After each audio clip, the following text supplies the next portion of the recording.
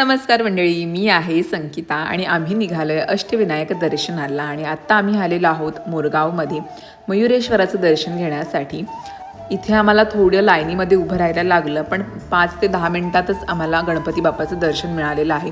तुम्ही सुद्धा आपल्या मिनी ब्लॉगद्वारे गणपती बाप्पाचं दर्शन करून घ्या आणि कमेंटमध्ये गणपती बाप्पा मोरया लिहायला विसरू नका। आणि दर्शन झाल्यानंतर आम्ही गेलो उसाचा रस प्यायला, कारण की इकडच्या भागामध्ये उसाची शेती जास्त केली जाते, त्याच्यामुळे मस्त ताजा उसाचा रस इकडे तुम्हाला मिळेल।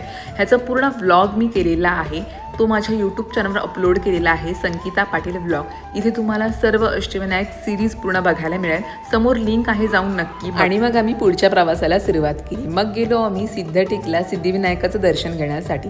आम्ही तिथे संध्याकाळीच पोहोचलो होतो, त्याच्यामुळे मस्त दर्शन घेतलं आणि मग मंदिराच्या परिसरामध्येच आम्ही चहा प्यायला बसलो, कारण की संध्याकाळच झाली होती, 6-6:30 झाले होते। गरम गरम चहा घेतला आणि पुन्हा हॉटेलकडे जायला निघालो।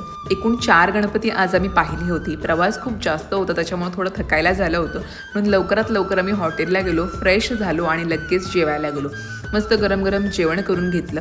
तर तुम्हाला आमची अष्टविनायक सिरीज कशी वाटते मला कमेंटमध्ये सांगा। आणि हो, जाताना व्हिडिओला लाईक करा, चॅनलला सबस्क्राईब करा आणि कमेंटमध्ये गणपती बाप्पा लिहायला विसरू नका। भेटते मी नेक्स्ट ब्लॉगमध्ये। चलो बाय बाय।